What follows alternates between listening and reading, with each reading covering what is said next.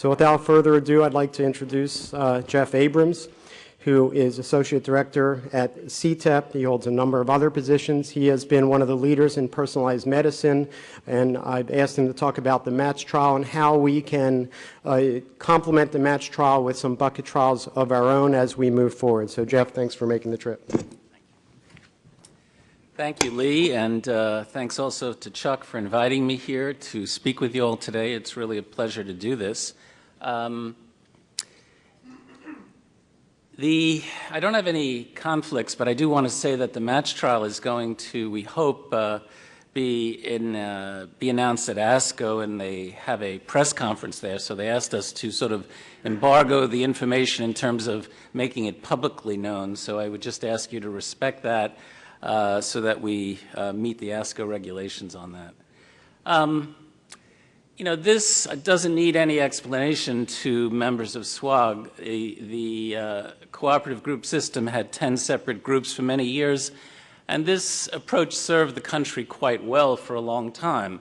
But I think, fortunately, just at the time that oncology was changing and we were learning how to molecularly subtype most of the cancers that we deal with, we also made some profound infrastructure changes in the group system, and it now looks more like this picture on the right-hand side, where we have 4 adult groups and 1 pediatric group, and also a Canadian participating group. But they're bound in a much more tightly and closely integrated network where, yes, they all lead studies and come up with good ideas, but the idea really is that once a study is put up in this network, everybody works together to complete the enrollment to the trial in a timely manner. And as we're getting, even in our common tumors, smaller and smaller subsets of patients due to our ability to diagnose them molecularly better, the need to work together is more important than ever. So I think what you can see now is this gray band that goes through the 4 adult groups are really the LAP sites. That's the lead academic participating sites, which really provide a lot of the intellectual stimulus for the treatment trials that are performed by the groups. And these sites are complemented, of course, by a strong community network, which has also undergone revision from the CTEP program into the NCORE program. So typically, enrollments into group trials come from about 50% in the community and 50% from major academic centers. And this is a real strength of our system, and it's pretty unique. But it's going to be more important than ever that we work together if we're really going to succeed in this new era of precision medicine. Now, this is the requisite vision slide, and I guess what I've learned about this is the old adage that vision without implementation is just a hallucination. And I hope this isn't a figment of my imagination, but, and I hope you all are working to make it really come real. But basically, why do we have this public system? Well, it's to answer questions the private sector might not address, reach special populations, especially minorities, rare tumors, and increasingly uncommon subsets of common tumors.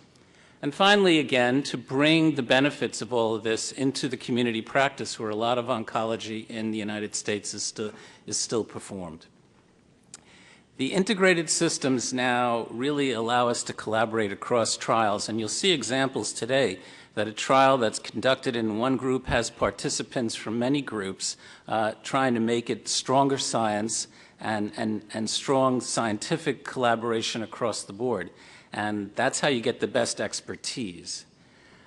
Timeliness is something that I know SWOG members and the operations and statistical offices have worked very hard with us to really try to emphasize, to get these trials up and running in a really quick way, much quicker than we used to.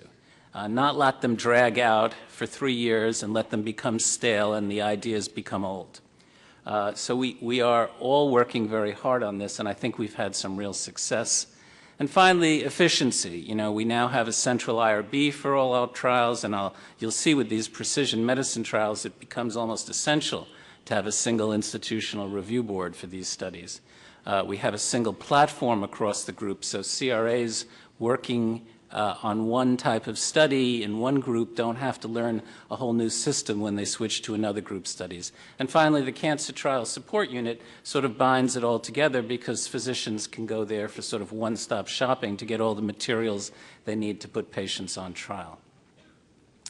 Now, as far as this national strategy for precision medicine, I think the NCI is only one part of this, but it's the part that obviously I know the best, and we really are focused on bringing this molecular profiling from the research and the bench to the clinic.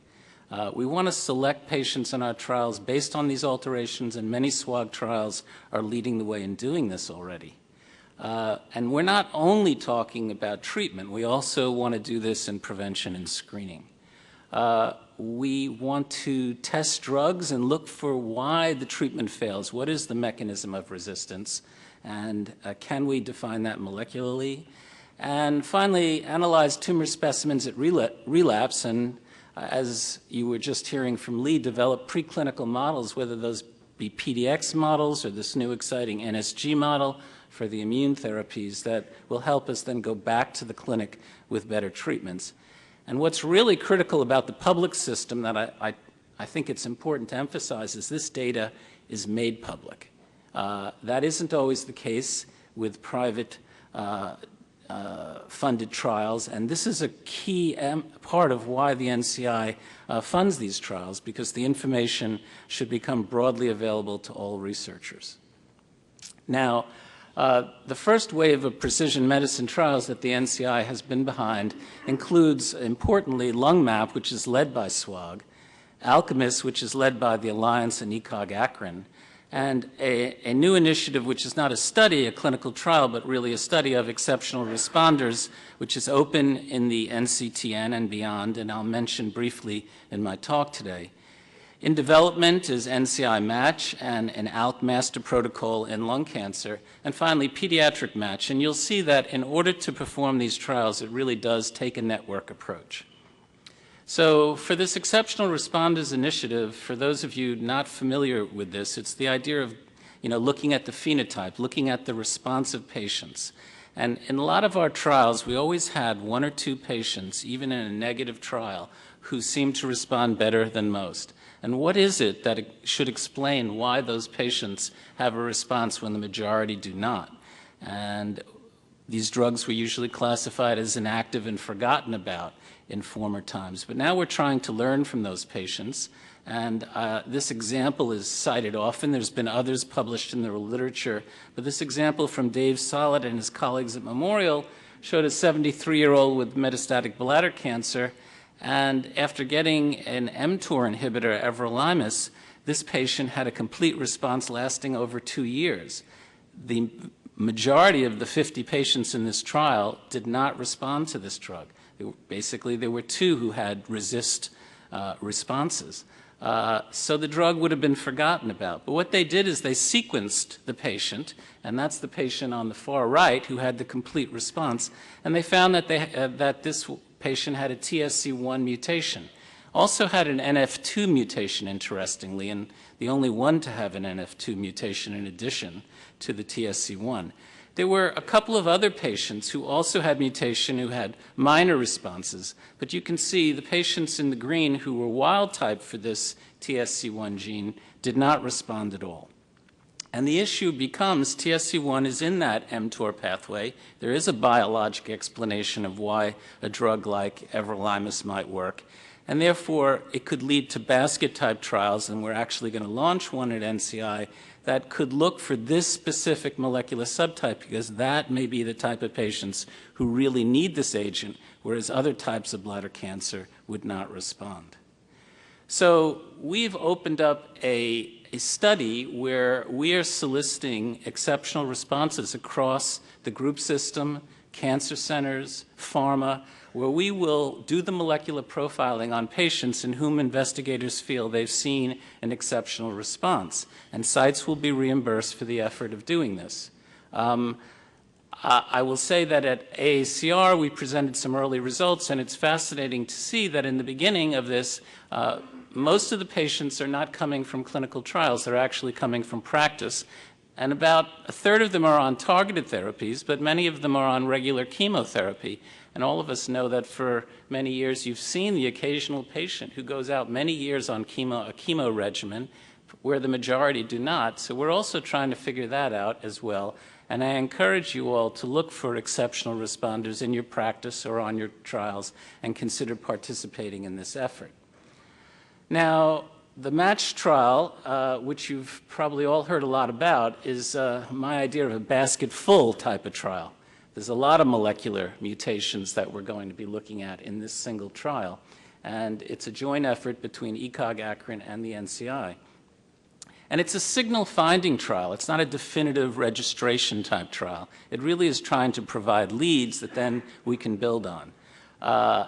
Also, MATCH is led by ECOG Akron, but has principal investigators on the subarms, on all the different arms, from across the NCTN, a novel idea. In one group-led trial, there are investigators from many, many groups.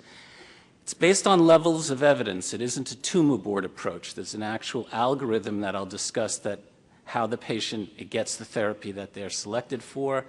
It's taken a lot of time to figure out the sample collection and pre-analytics and the assay platforms, and I'll discuss some of these logistics. And finally, we hope this MATCH trial will be a springboard to inform other sorts of trials in the group system overall.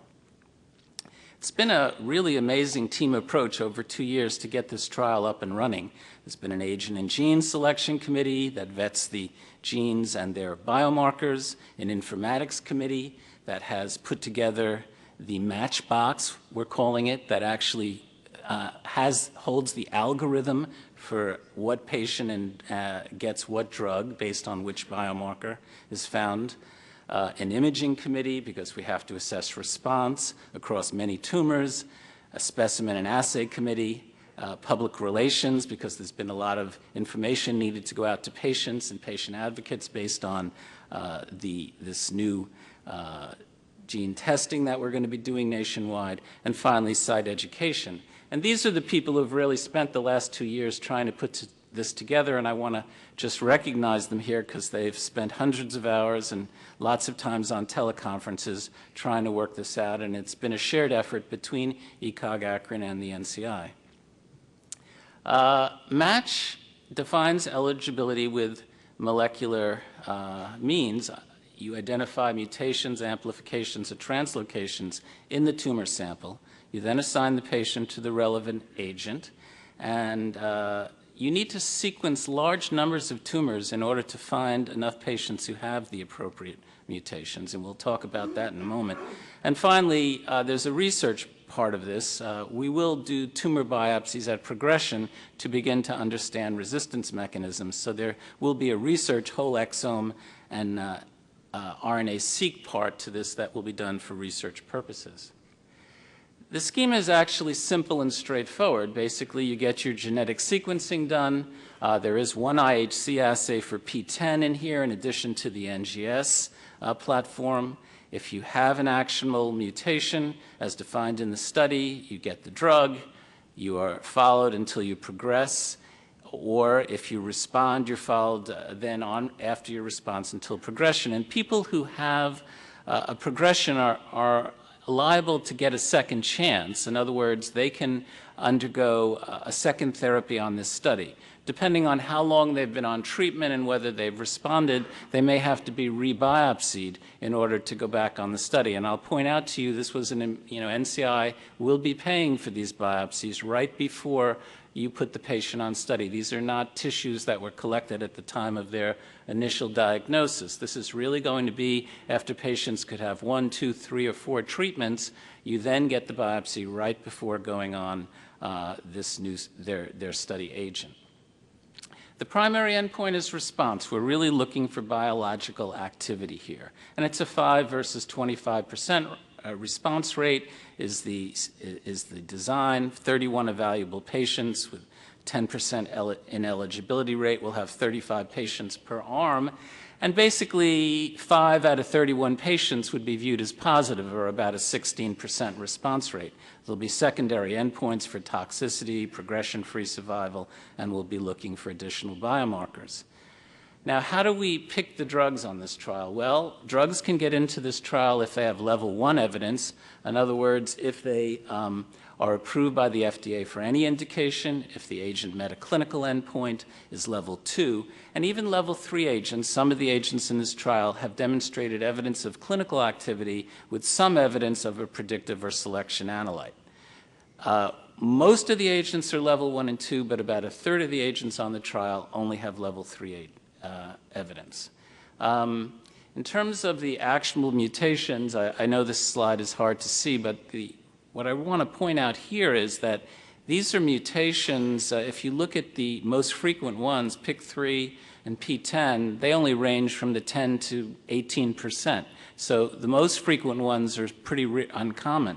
The others are in the 5 to 8% range. And this, you have to realize, is we're not looking for mutations which we already know how to treat. So for instance, we're not looking for V600E mutations in melanoma, but we would be looking for V600E mutations, say, in breast cancer or colon cancer, if they exist.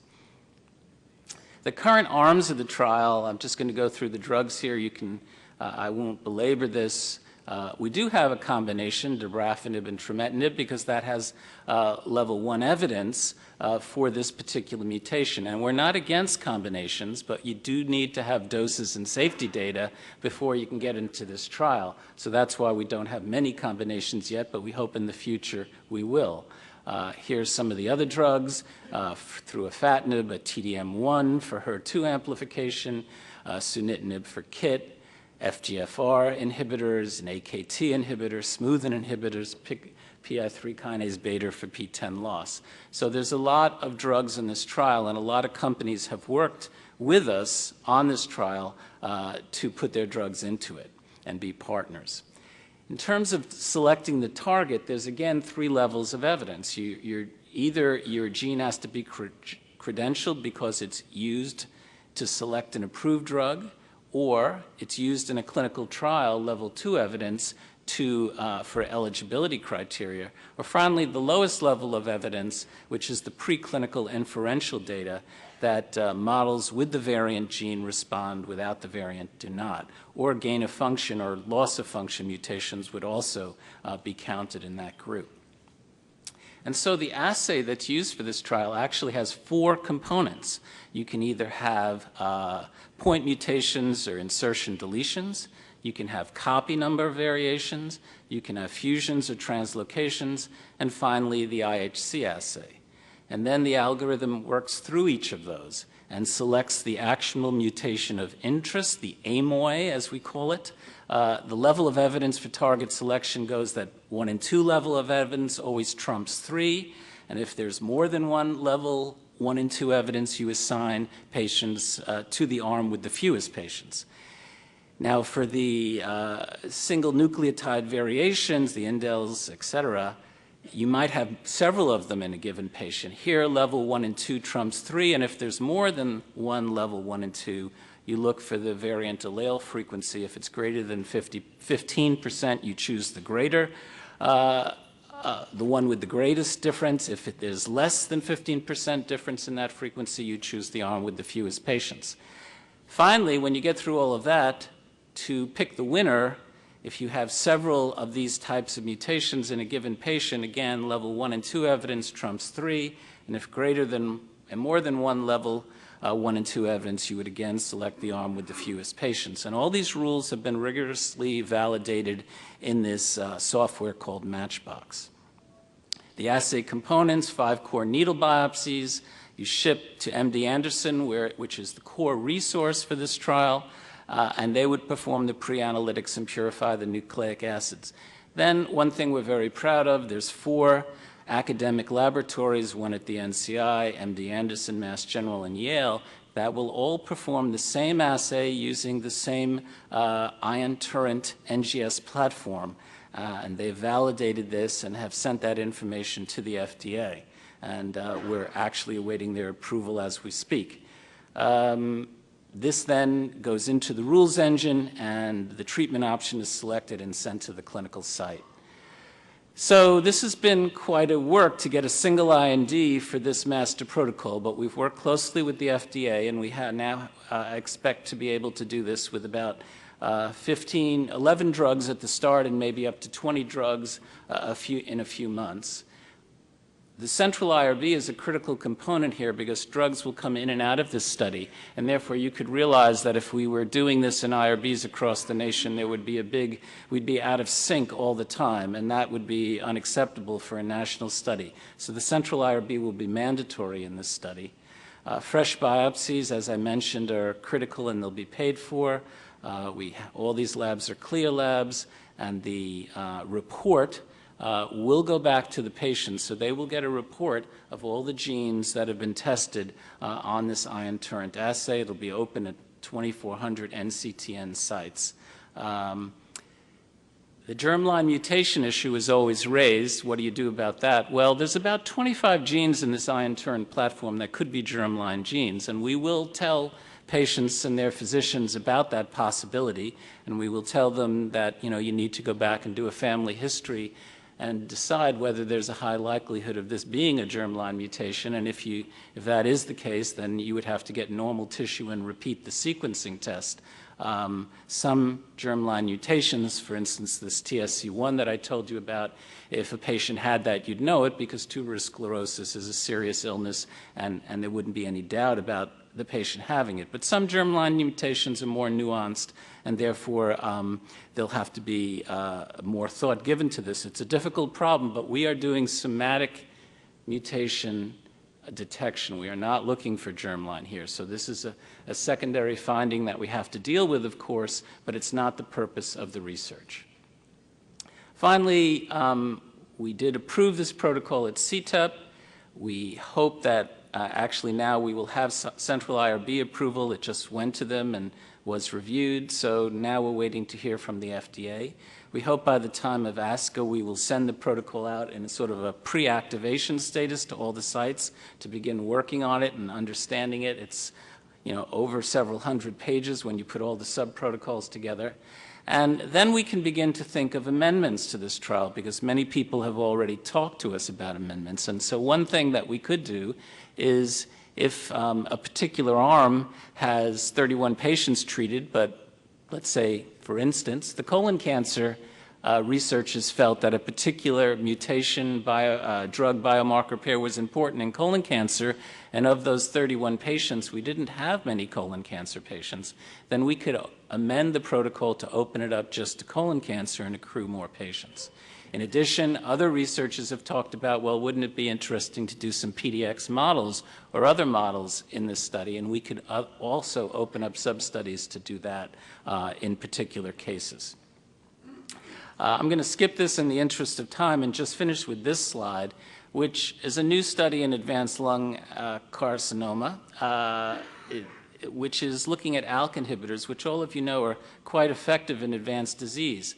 And not surprisingly, our companies have gone after second-generation inhibitors. These are highly effective agents in advanced lung cancer, causing progression-free survivals of 11, 12, 14 months, something we never saw before, even in a small set of lung cancer. And but the field will become quite complex, and we spoke with the FDA about how to sort all this out. And the three companies in red here have approached us to work on a trial through Energy to develop a master protocol here. So the idea is anybody with metastatic ALK-positive lung cancer who had no prior therapy, so this would be first line, would be eligible for the trial. And the design of the trial looks something like this. You basically get randomized to the control arm, which would be crizotinib, the approved agent for ALK-positive lung cancer, or you get one of the newer inhibitors, calling it drug A or drug B for right now. At progression, you could be crossed over. If you were on crizotinib, you could go to one of the new drugs, and similarly, if you were one of the new drugs, you could go to the other new drug or crizotinib. And it may be that we actually have 3 drugs, so we have experimental drugs A, B, and C in this protocol. I think it would be a nice protocol clinically because it would help to sort out, is there a sequence that's best? Are there certain ways that these drugs behave that would, in terms of toxicity, that would be preferable to use them in a sequential order to really extend people's disease-free time. But we are going to get an NGS sequencing off the archive tissue and then a biopsy at progression, at each progression. And that, I think, is for the NCI and for the groups the real gold here, because we would really have all the genetic variations and resistance mutations that occur, and we might really be able to figure out, using that information, how best to really treat these patients and prolong their lives most efficiently. So I think this is, another example of the types of molecular trials that we're going to be focused on and hope to do through the group system. This one happens to be led by Energy, with participation from the FNIH and the Friends of Cancer Research. We've worked closely with the FDA on this. It still needs approval from the Thoracic Malignancy Steering Committee, but it will be open in the NCTN system and on the CTSU menu, and we hope, if it all goes well, that it would be available in the winter of 2015. But as you know, ALK-positive cancer represents about 5 to 7% of the patients, so that brings me back to my initial point. If we don't all work together on this, we're not going to be able to do these kinds of trials, but they could really make a difference for patients, a really meaningful difference, not a small difference. And so I trust that we'll have everybody working together to really complete this type of important work. So with that, I'll stop and thank you.